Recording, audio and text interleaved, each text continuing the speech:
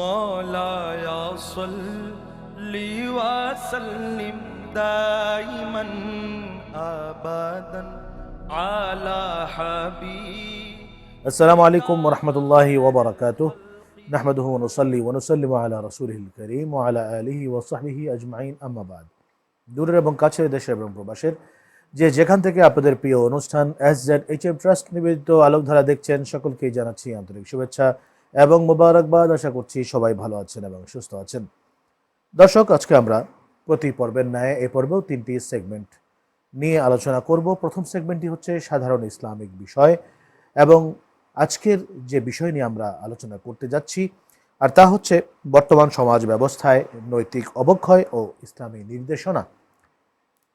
এবং আজকে আমাদের দ্বিতীয় সেগমেন্টে আমরা তাসাউফ বিষয়ক আলোচনার ভিতরে যে বিষয়টি রাখবো আর তা হচ্ছে জিকিরের গুরুত্ব এবং আধ্যাত্মিক প্রভাব। এবং সর্বশেষ সেগমেন্ট তথা সুফি পরিচিতি সেগমেন্টে আজকে আমরা আলোচনা করব হযরতে আব্দুল কুদ্দুস গাঙ্গুহি রহমাতুল্লাহ আলাইহি তার জীবনাদর্শ নিয়ে।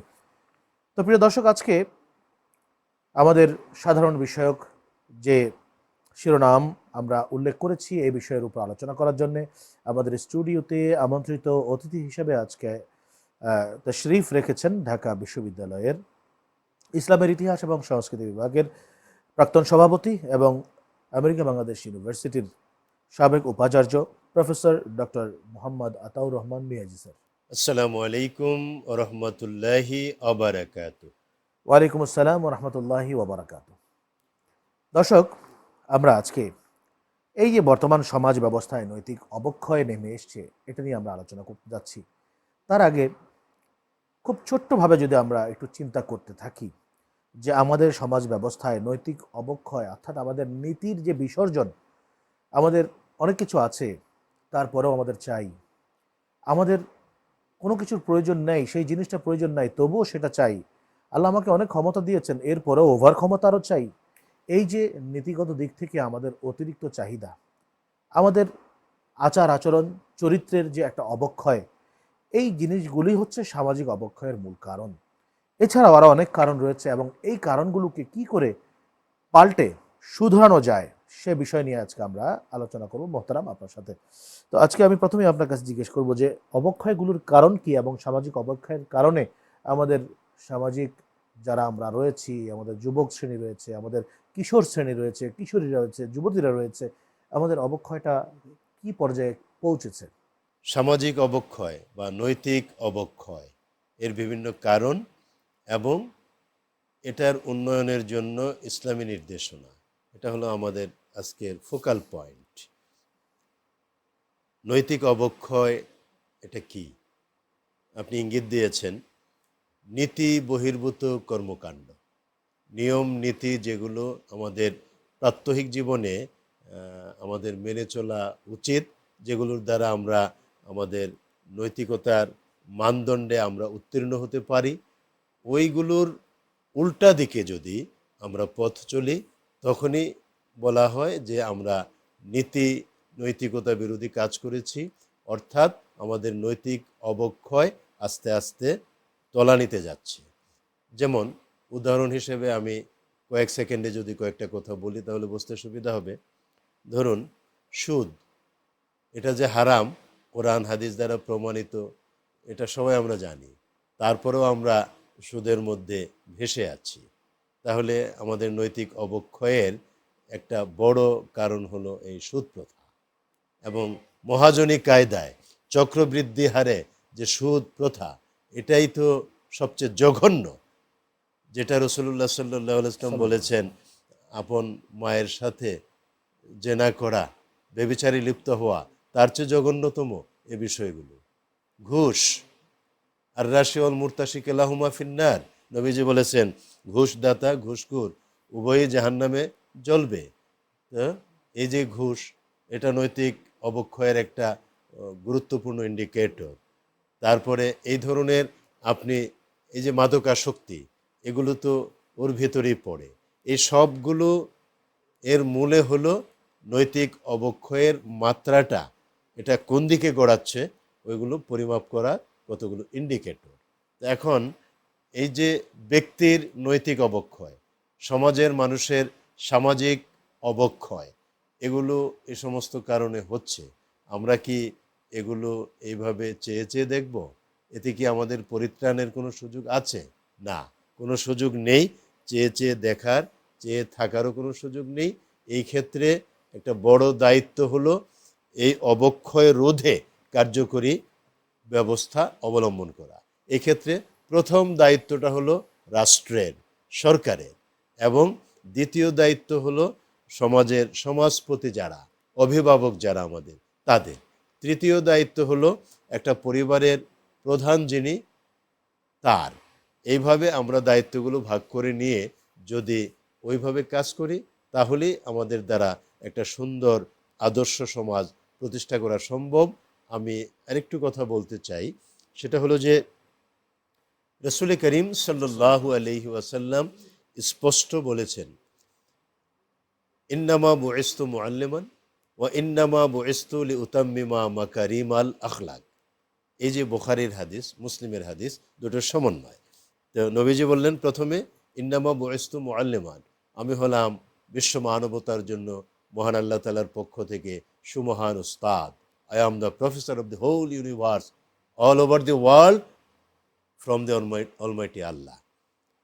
তাহলে এই যে তিনি বিশ্ব মানবতার সুমহান উস্তাদ, তিনি ওস্তাদ হয়ে বিশ্ববাসীকে কি শিক্ষা দিবেন শিক্ষার্থীদেরকে? তিনি বলে দিলেন দ্বিতীয় অংশে, বুইসতু লিউতাম্মিমা মাকারিমাল আখলাক, উত্তম নৈতিক চরিত্রের যে সমন্বয়, গুণাবলী, এর পরিপূর্ণ বিকাশ সাধনের জন্য আল্লাহ তাআলার পক্ষ থেকে আমি মুআল্লিম হিসেবে, শিক্ষক হিসেবে, সুমহান উস্তাদ হিসেবে প্রেরিত হয়েছি।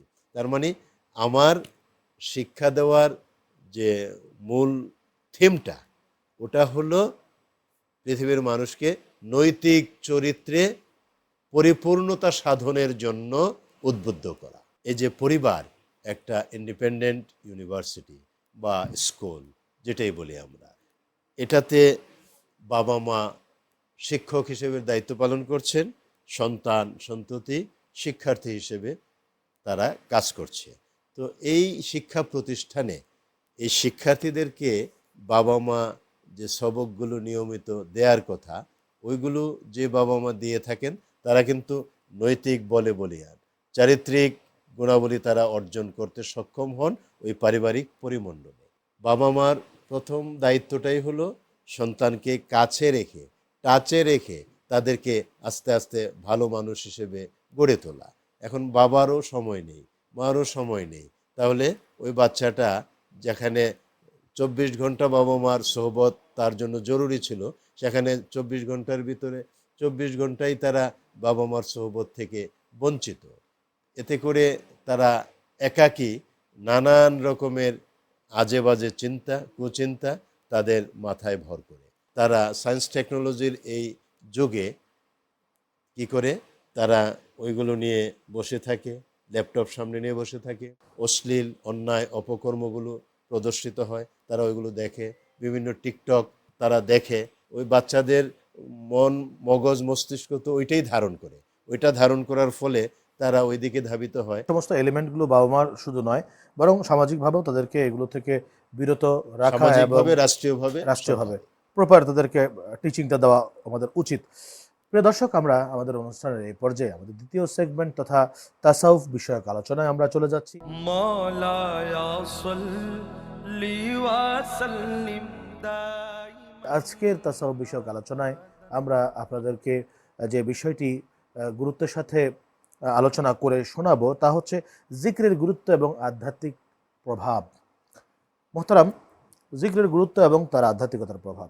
জিক্র আমরা জানি স্মরণ, কিন্তু এই স্মরণের মাধ্যমে, স্মরণ অনেক রকমভাবেই হতে পারে, কিন্তু এই স্মরণ, প্রত্যেকটা স্মরণের মাধ্যমে আধ্যাত্মিকভাবে মানুষের অন্তরে কি প্রভাবটা পড়ে, এ বিষয়ে বলবেন। জিকির এমন একটা মহা অস্ত্র মহান আল্লাহ তাআলার পক্ষ থেকে, সেটা সবগুলো অস্থিরতা, অবক্ষয় দূর করে আপনাকে পরিপূর্ণ শান্তি দিতে পারে।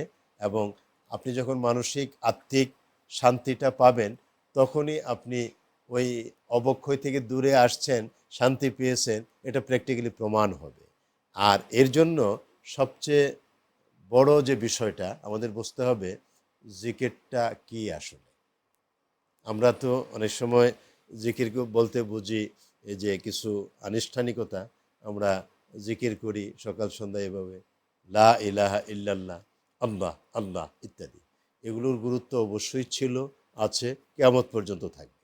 কিন্তু জিকির মানে শুধু এতটুকুন না, এগুলো হলো প্রাথমিক পর্যায়ে বোঝার জন্য কিছু ইন্ডিকেটর।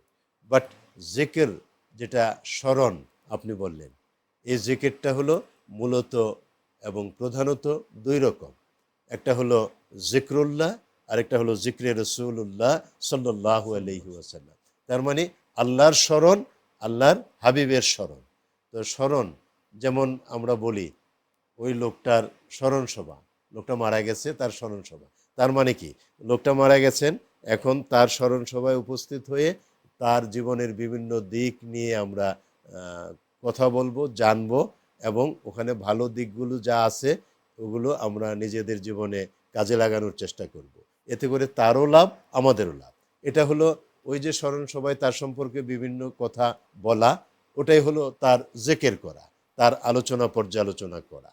তো জিক্রুল্লাহ এটা, ফাযকুরুনি আযকুরকুম ওয়াশকুরুলি ওয়ালা তাকফুরুন। আল্লাহ নিজেই বলেছেন, বান্দা যদি তুমি আমার জিকির করো, আমি আল্লাহও তোমার জিকির করি, ফাযকুরুনি আযকুরকুম। তার মানে আল্লাহর জিকির করা, আল্লাহকে স্মরণ করা।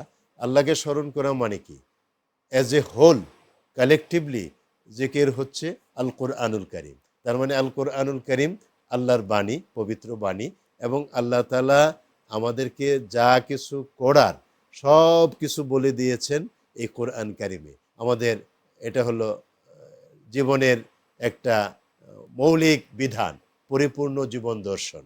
সুতরাং এটাকে গাইড করার জন্য আল্লাহ তাআলা আল কোরআন আল করিম রাসূল করিম সাল্লাল্লাহু আলাইহি ওয়াসাল্লামকে দিয়েছেন। সুতরাং আল কোরআনটাই হচ্ছে সবচেয়ে বড় জিকির, জিকির সমষ্টি। তো আল্লাহর জিকির করা মানে হলো কোরআন কারীমকে ভালো মতো রপ্ত করা, বোঝা, তেলাওয়াতের পাশাপাশি, এবং নিজেদের জীবনে বাস্তবায়ন করা। আল্লাহ নিজেই রাসূলুল্লাহর জিকিরটাকে প্রথম ধারণ করেছেন, এটা কোরআন কারীম থেকে প্রমাণ হয়, জিক্রে রাসূলুল্লাহ। আউলিয়ায়ে কেরাম কারা? যারা আল্লাহ এবং তার রসুলকে as it is, to the পয়েন্টে ধারণ করতে পারেন এবং সেভাবে পথ চলেন, তারাই তো আল্লাহর বন্ধু, আউলিয়ায়ে কেরাম। তো আউলিয়ায়ে কেরামের জিকির তখন করা যাবে, অবশ্যই করা যাবে, যখন ওই আউলিয়ায়ে কেরাম রাসূল করিম সাল্লাল্লাহু আলাইহি ওয়াসাল্লামের জীবন আদর্শকে পরিপূর্ণভাবে ধারণ করে ওইভাবে পথ চলে, তখন তাদের জিকির করাও আমাদের জন্য জরুরি হয়। তার মানে তাদের স্মরণ করা, তার মানে তাদের সম্পর্কে আলোচনা পর্যালোচনা করা, তাদের ভালো ভালো কোয়ালিটিগুলো সম্পর্কে আলোচনা পর্যালোচনা জিকিরের মাধ্যমে জানা, এবং ভালোগুলোকে নিজেদের মধ্যে ধারণ করা। এর জন্য তো তাদের আলোচনা করতেই হবে, তাদের জিকির করতেই হবে। কাদের? যারা রসুলের সাচে নিজের জীবনকে গড়ে তুলেছে। হাদিস শরীফে পেয়েছি যে রাসূল পাক সাল্লাল্লাহু আলাইহি ওয়াসাল্লাম বলেছেন, জিক্রু আলীন ইবাদাতুন, যে হযরত মাওলা আলী শেরখুদ আলাইহিস সালামের যে নিঃসন্দেহে জিকির রয়েছে এটা কিন্তু তিনি তো ইবাদত, শুধু তিনি জিকির না। তিনি তো অলি সম্রাট, জি জি জি। অলিকুল শিরোমণি। সুতরাং এটা ইবাদত। আর মৌলা আলী, হযরত আলী কাররামাল্লাহু ওয়াজহাহু রাদিয়াল্লাহু তাআলা আনহু, মৌলায়ে কায়নাত, মৌলায়ে আলা, আরো অনেক কিছু। তো তিনি তো ব্যতিক্রম, ওনারটা তো কোনো তুলনাই চলে না। সুতরাং ওটা জিক্রে আলী ইবাদত ওই অর্থে। শুধু তা না, কোরআন শরীফে কিন্তু আল্লাহ আল্লাহ তাআলা ইরশাদ করেছেন যে ওয়াযাক্কিরহুম বিআইয়ামিল্লাহ, জি, যে আল্লাহ রাব্বুল আলামিনের বিশেষ বিশেষ দিন সম্পর্কে হে হাবিব আপনি তাদেরকে স্মরণ করিয়ে দিন। তা দিনকে স্মরণ করা যদি আল্লাহ তাআলাকে স্মরণ করার সমতুল্য হয়, তাহলে আল্লাহ রসুল, আল্লাহ সুবহানাহু ওয়া তাআলার যারা ওলি আল্লাহ আছেন, আল্লাহর বন্ধু আছেন, তাদের স্মরণও কিন্তু আসলে আসলে মূলত ইবাদত। আমি আপনার কাছে আরও একটু জানতে চাইবো, সেটি হচ্ছে যে এই জিক্রের মাধ্যমে যে আধ্যাত্মিকতার যে প্রভাবটি মুমিনের অন্তরে পড়ে, এটা সম্পর্কে আপনি খুব সংক্ষেপে বলবেন। জিকিরের মাধ্যমে রুহানিয়াত, রুহানিয়াতের প্রভাবটা মানুষের উপর যখন পড়ে, অন্তরটা শান্তিতে ভরপুর হয়। আপনি যদি কোরআন কারিমের দুটো আয়াতকে সামনে আনেন তাহলেই হয়ে যায় ক্লিয়ার। নাম্বার 1, আলা বিযিকরিল্লাহি তাতমাইন্নুল কুলুব। সাবধান, মনে রেখো, সতর্ক হও, আল্লাহর জিকির তোমার কলবকে সবচেয়ে শান্তি দিতে পারে। তার মানে কলবে শান্তি পেতে হলে রুহানিয়াত সমৃদ্ধ ওইটাকে সময়োপযোগী করে গড়ে তুলতে হলে জিকিরের কোনো বিকল্প নাই, এখান থেকে আমরা বুঝতে পারি। আর ওই যে অন্তরে স্থায়ী শান্তি পাওয়া যায়, এরা হলো নফসে মুতমাইন্না। কোরআন কারীমের ওই আয়াত, ইয়া আইয়াতুহান নাফসুল মুতমাইন্না ইরজিই ইলা রাব্বিকি রাদিয়াতাম মারদিয়্যা ফাদখুলি ফি ইবাদি ওয়াদখুলি জান্নাতি। হে নফসে মুতমাইন্না, পবিত্র প্রশান্ত আত্মা, এসো তোমার রবের দিকে প্রত্যাবর্তন করো, ফিরে এসো। কেন আসবে? তোমার রব তোমার অ্যাক্টিভিটিসে, আমল আখলাকে তোমার প্রতি সন্তুষ্ট, আর সে কারণে তুমিও সন্তোষ ভাজন হয়ে রবের দিকে প্রত্যাবর্তন করো। ফাদখুলি ফি ইবাদি, এবং রবের যে ওই নেককার বান্দাগুলো আছে তাদের দলের অন্তর্ভুক্ত হয়ে যাও। অদখুলি জান্নাতি, সকলে মিলে মিছিল করতে করতে জান্নাতে চলে যাও। তার মানে জিকিরের ইম্প্যাক্ট এখানেই সবচেয়ে বেশি। জিকির এত প্রভাবশালী, এত শক্তিশালী, এর ইম্প্যাক্টের চূড়ান্ত পর্যায়ে আল্লাহ তার বান্দাকে জান্নাতমুখী করে দেন। সুবহানাল্লাহ। আসলে আপনাকে অসংখ্য ধন্যবাদ। আপনি অত্যন্ত গুরুত্বপূর্ণ জিকির সম্পর্কে যে ফর্মুলাগুলো দিলেন এবং সেই সাথে সাথে জিকিরের গুরুত্বের ব্যাপারে আলোচনা করলেন। প্রিয় দর্শক, জিকির মানে হচ্ছে আল্লাহ রাব্বুল আলামিনকে শুধু যে জিহ্বায় বা কোনো শব্দে, কোনো ভাষায় স্মরণ করা তা কিন্তু নয়। জিকির হচ্ছে সেই জিনিস, আপনি সকালে ঘুম থেকে ওঠা থেকে শুরু করে জীবনের দৈনন্দিন প্রত্যেকটি কাজে কর্মে, আবার ঘুমোতে যাওয়ার আগ পর্যন্ত প্রত্যেকটা কাজে আল্লাহ রাব্বুল আলামিনের উপস্থিতিকে স্মরণ করার নামই হচ্ছে জিকির। আপনি একটা কাজ করছেন, এই কাজটি কি আপনার জন্য হালাল হবে নাকি হারাম হবে, বৈধ হবে নাকি অন্যায় হবে? আপনি একটা কাজ করছেন, সেটি কি আপনার জন্য ন্যায় হবে, নীতিবান কাজ করছেন আপনি নাকি দুর্নীতি করছেন? এই প্রত্যেকটা বিষয়ে যখন আপনি আল্লাহকে হাজির নাজির হিসাবে জানবেন যে না, আল্লাহ তো দেখছে, আমাকে কেউ না দেখুক, টেবিলের তলা দিয়ে আল্লাহর চোখ আছে, আর কারো চোখ নাই, আমি পয়সাটা নেব না, এরকম চিন্তা যখন আপনার ভেতরে রাখবেন, তখনই এটা হবে আপনার জিক্রে দায়েমি, অর্থাৎ সার্বক্ষণিক আপনি জিকিরে থাকলেন, আল্লাহর স্মরণে থাকলেন। এবং সেই সাথে সাথে যখন আল্লাহ রসুলের স্মরণে থাকবেন, তখন আপনার আমূল পরিবর্তন আসবে, মাথা থেকে পা পর্যন্ত আপনি সুন্নতে পাবন্দী হবেন। আদারওয়াইজ শুধুমাত্র জিব্বায় কয়েকটা বুলি আওড়ালাম আর মনে করলাম হ্যাঁ খুব জিকির করলাম, আল্লাহ এই জিকির চান না। আল্লাহ চান আপনার সর্বাঙ্গে, কলব থেকে শুরু করে শরীরের পায়ের পাতা পর্যন্ত, রোমাগ্রে পর্যন্ত আপনার জিকির যেন জারি হয়। এটা হচ্ছে জিকিরে দায়েমি। তো প্রিয় দর্শক, আমরা এই পর্যায়ে আমাদের অনুষ্ঠানের তৃতীয় সেগমেন্ট সুফি পরিচিতিতে চলে যাচ্ছি। مولاي صل وسلم دائما। মোহতারাম, সুফি পরিচিতির এই পর্যায়ে আমি আপনার কাছ থেকে জানতে চাইবো হযরতে আব্দুল কুদ্দুস গাঙ্গুহি রহমতুল্লাহ আলাইহির জীবনচরিত সম্পর্কে। ধন্যবাদ। সুফি, ওলি, এটা নিয়ে অবশ্য আমাদের সমাজে কিছু কারো কারো বিষয়টা না জানার কারণে অথবা উদ্দেশ্যমূলকভাবে কিছু অ্যালার্জি থেকে যায়। অনেকে সুফিকে স্বীকারই করবে না, আর সুফির সাথে জড়িত যে তাসাউফ, রুহানিয়াত, আধ্যাত্মিকতা, ওটাকেও বেমালুম অস্বীকার করে বসবে। আমি তাদেরকে বলবো, ওই জটিলতা থেকে তারা যেন সরল পথে চলে আসে, ইহদিনাস সিরাতাল মুস্তাকিম। আর সরল পথে আসলে সুফিদেরকেও চেনা যাবে, এদের স্বীকৃতিও দেওয়া যাবে, তাসাউফেরও স্বীকৃতি দেওয়া যাবে।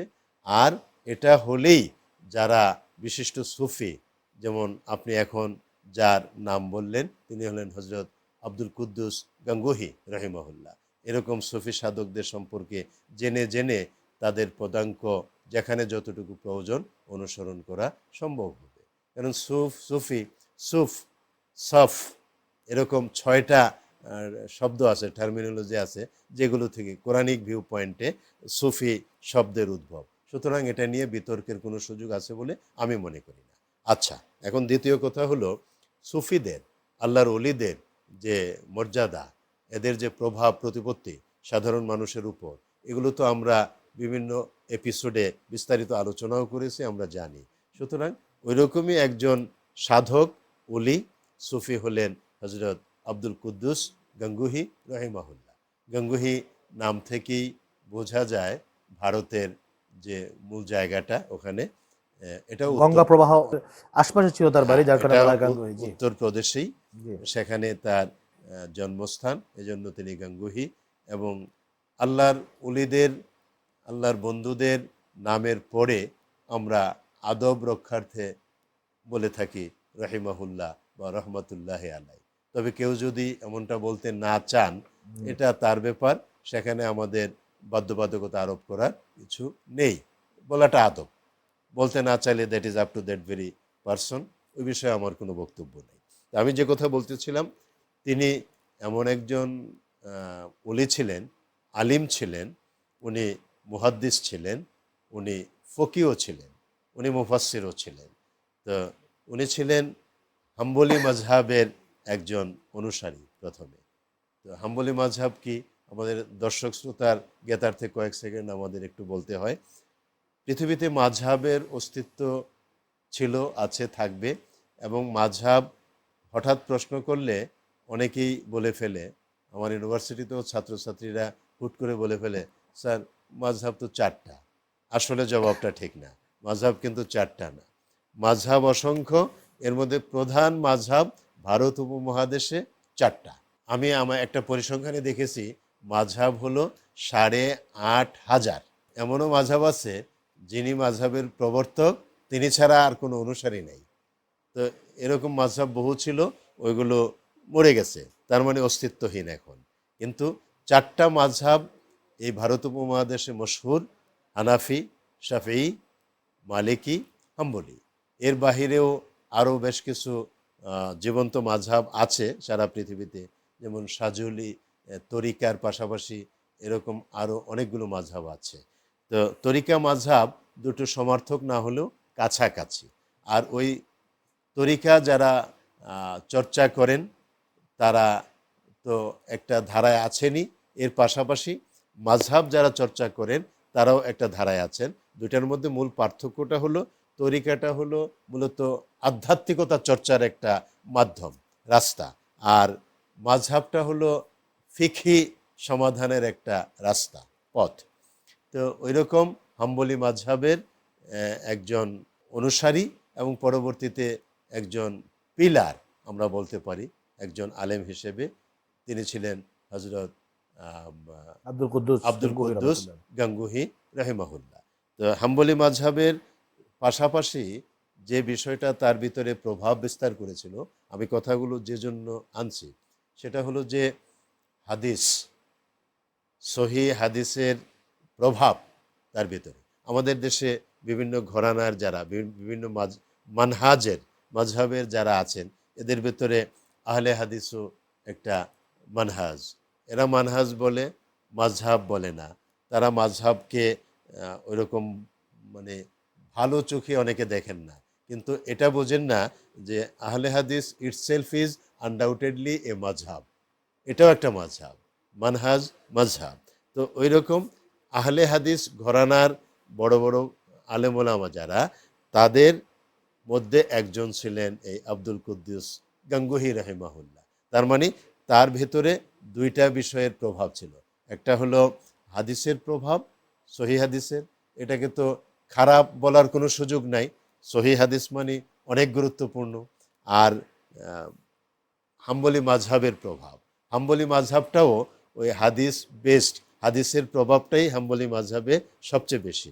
সুতরাং সব কিছু মিলে আমাদের আব্দুল কুদ্দুস গাঙ্গুহি রহিমাহুল্লাহ একজন বিশুদ্ধ ধারার মুহাদ্দিস হিসেবে, ফকিহ হিসেবে প্রতিষ্ঠিত ছিলেন, এতে কোনো সন্দেহ নেই। আপনাকে অসংখ্য ধন্যবাদ আজকে অত সুন্দর বিষয়ভিত্তিক আলোচনা করবার জন্য। আপনাকেও অনেক অনেক ধন্যবাদ, মোবারকবাদ।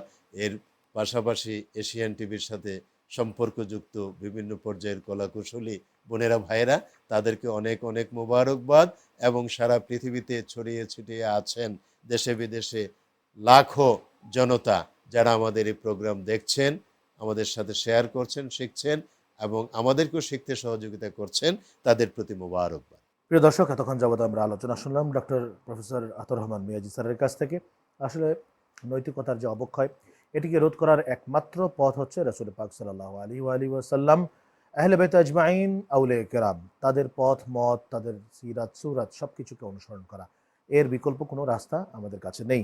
সেই সাথে আজকে আমরা যে আলোচনা শুনলাম, বিশেষ করে জিকিরের গুরুত্ব এবং আধ্যাত্মিকতা, জিকির আল্লাহ রাব্বুল আলামিনকে স্মরণ করা, জিকির রাসূল পাককে স্মরণ করা, জিকির আউলিয়া কেরামকে স্মরণ করা, সাহাবায়ে কেরামকে স্মরণ করা, দেগার আল্লাহ রাব্বুল আলামিনের প্রত্যেকটি ভালো জিনিসের স্মরণকেই আল্লাহ তাআলা গুরুত্ব দিয়েছেন পবিত্র কোরআনুল কারীমে। সুতরাং জিকির হচ্ছে একজন মুমিনের অলংকার, এবং এই জিকির শুধুমাত্র জিহ্বায় নয়, বরং তার মননে, চলনে, প্রেরণে, দর্শনে, সবকিছুতে জিক্রের প্রভাব বিস্তার থাকাটাই হচ্ছে স্বাভাবিক। এবং সেই জিক্রে আল্লাহ রাব্বুল আলামিন আমাদের প্রত্যেককে যেন দিন থাকার, মশগুল থাকার তৌফিক এনায়েত করেন, আমিন। সেই কামনায় আসসালামু আলাইকুম ওয়া রাহমাতুল্লাহি তাআলা ওয়া বারাকাতুহু। মুহাম্মাদুন সাইয়্যিদুল কাওনাইন ওয়া যাকালান ওয়াল ফারিকাইনি মিন উরবিন ওয়া মিন আজম।